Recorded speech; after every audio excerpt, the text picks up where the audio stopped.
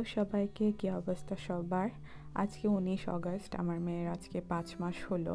তো ও জন্মের পর থেকে আমার প্ল্যান যে আমি প্রতি মাসে 19 তারিখে একটা ছবি তুলবো ওর, যে ওর প্রতি মাসের ওর যে চেঞ্জটা ওটা 1 বছর ধরে যাতে একটা মেমোরি হয়ে থাকে। তো প্রতি মাসের ছবিতে আমি এক এক সময় এক একটা ফল ইউজ করি। তো এবারের থিম হচ্ছে কিউই। তা এই জন্য আমি বাজার থেকে বেশ অনেকগুলো কিউই কিনে এনেছি, আর এখন কিউইগুলোকে হাফ করে কেটে নিব।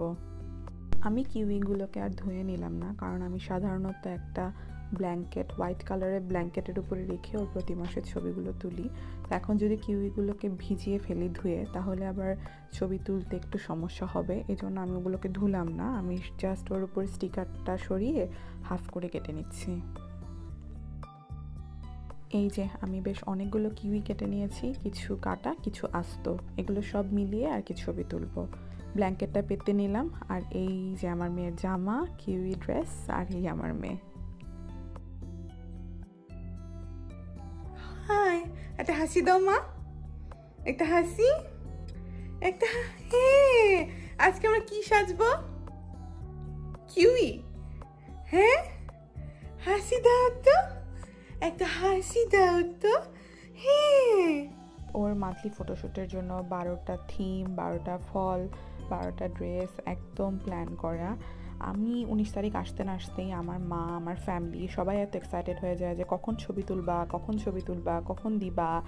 তো আমার এত মজা লাগে এই দিনটা। তো আমি ওর চুলে একটা ঝুঁটি করে নিলাম, সাথে সুন্দর একটা ক্লিপ লাগালাম। আর এখন আমি যেহেতু ওর 5 মাস, তো কিউই, কাটা কিউই আর আস্ত কিউই মিলিয়ে আমি 5 লিখে নিচ্ছি। তো আমি পুরো জিনিসটা রেডি করার পরে শেষে মেয়েকে ড্রেসটা পরাই। আর ড্রেসটা পরানোর পর মানে ও খুব এক্সাইটেড হয়ে যায়, ও ভাবে যে ও বেড়াতে যাবে। এর আগের মাসেগুলোতেও এরকম ছিল, যেমন গত মাসে আমি আনারস করেছিলাম। তো আনারসের দিনও সেই জামাটা পরানোর পরে সে প্রচণ্ড এক্সাইটেড হয়ে যায়, এবং আমি বাধ্য হই তাকে নিচে গিয়ে ঘুরিয়ে আনতে। তো আমি আর ওর বাবা মিলে ছবি তুলছিলাম, তার অ্যাটেনশন ক্যামেরার দিকে রাখা, সে যাতে হাসে, এগুলো করার জন্য ব্যাকগ্রাউন্ডে অনেক কষ্ট করা লাগে আমাদের, সত্যি। ছবিগুলো সব তোলা হয়ে গেল, আমি ছবি নিলাম, কিছু ভিডিও ক্লিপস নিলাম। আর এই আমার মেয়ে 5 মাস, মানে কেমন যেন লাগে যে বড় হয়ে যাচ্ছে।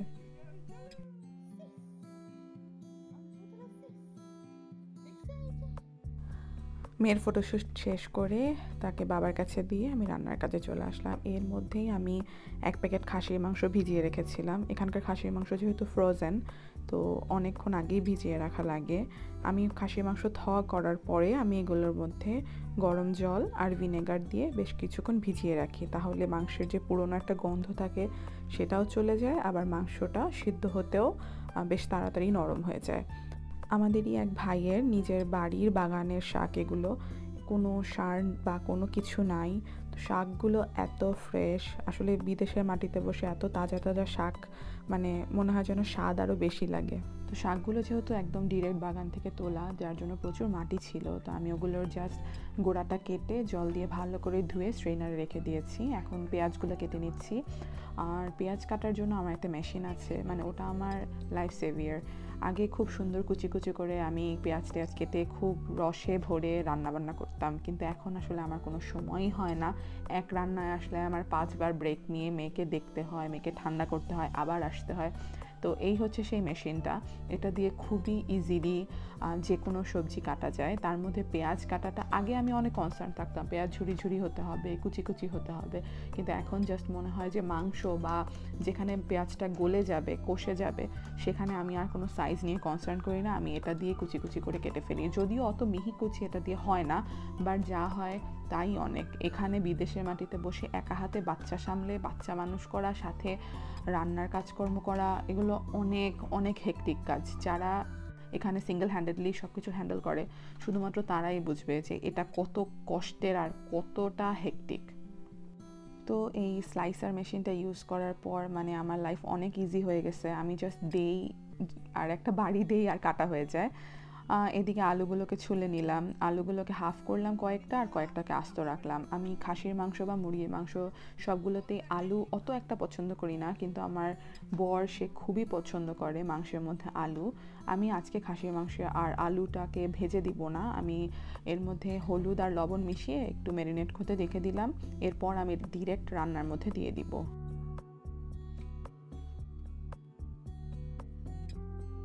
আজকে যেহেতু রান্নাটা তাড়াতাড়ি করা দরকার, তাই আজকে খাসির মাংসটা আমি প্রেসার কুকারেই রান্না করব।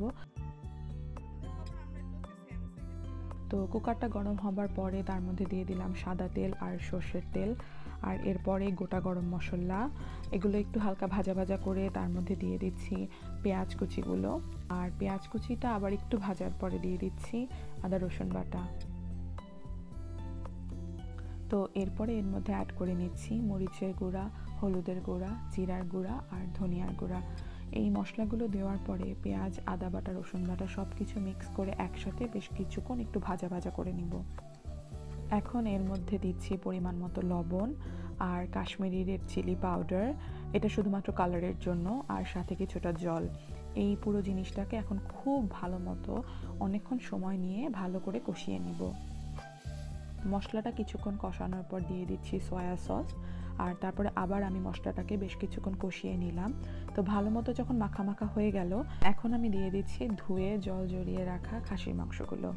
আর মাংসগুলো দেওয়ার পরে এই মশলাটার সাথে খুব ভালো মতো আমি মাংসটা কষিয়ে নিচ্ছি।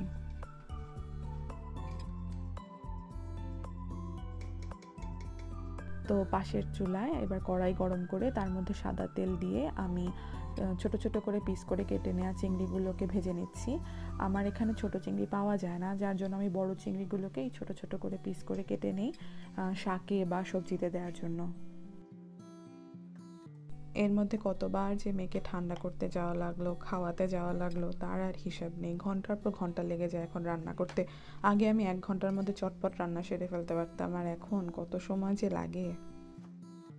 শাক কেটে আবার একটু ধুয়ে স্ট্রেনারে রেখে দিলাম, আর এদিকে মাংস কষছে চুলায়।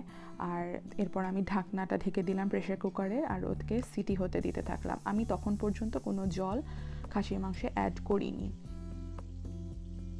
এদিকে আমি আরেকটা কড়াইতে তেলের মধ্যে শুকনা মরিচ, সরিষা, কালো জিরা সম্বার দিয়ে দিলাম, আর এর মধ্যে দিয়ে দিব শাক দিয়ে শাকটা ভালো মতো ভাজা ভাজা হয়ে গেলে আমি এর মধ্যে অ্যাড করে দিব ভাজা চিংড়িগুলো, আর সাথে একটু কাঁচা মরিচ। এটা নিজে নিজেই দমে থেকে থেকে হয়ে যাবে। এর মধ্যে আমি আর এক্সট্রা কোনো জল দিব না, শুধুমাত্র হলুদের গুঁড়া আর লবণ।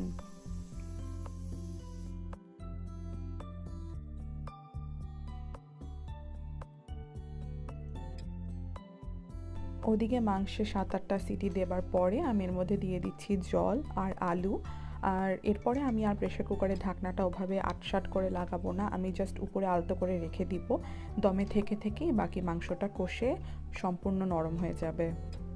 এই যে আমার মাংস রান্না হয়ে গেছে। মাংস নামানোর আগে আমি একটু গরম মশলা অ্যাড করেছিলাম। তো কয়েক বেলা খাবো যেহেতু, তাই মাংসে আমি ঝোল বেশি একটা টানাইনি, আমি একটু ঝোল ঝোলই রেখেছি। ফাইনালি মেয়ে ঘুমালো, আর এখন আমরা ভাত খাবো। দুজনে ভাত বেড়ে নিলাম, সাথে লাল শাক আর আগের থেকে রান্না করা লাউ ঘন্ট। এখন আর ডাইনিং টেবিলে খাবার সাজিয়ে বসে আরাম করে খাওয়া আর হয় না। মেয়ে ঘুমিয়ে থাকতে থাকতে যত তাড়াতাড়ি সম্ভব আমরা খাবারটা সেরে নিই। এই তো আজকের ভিডিওটা তাহলে এখানেই শেষ করছি। দেখা হবে অন্য কোনো ভিডিওতে। ভালো থাকবেন সবাই, টাটা।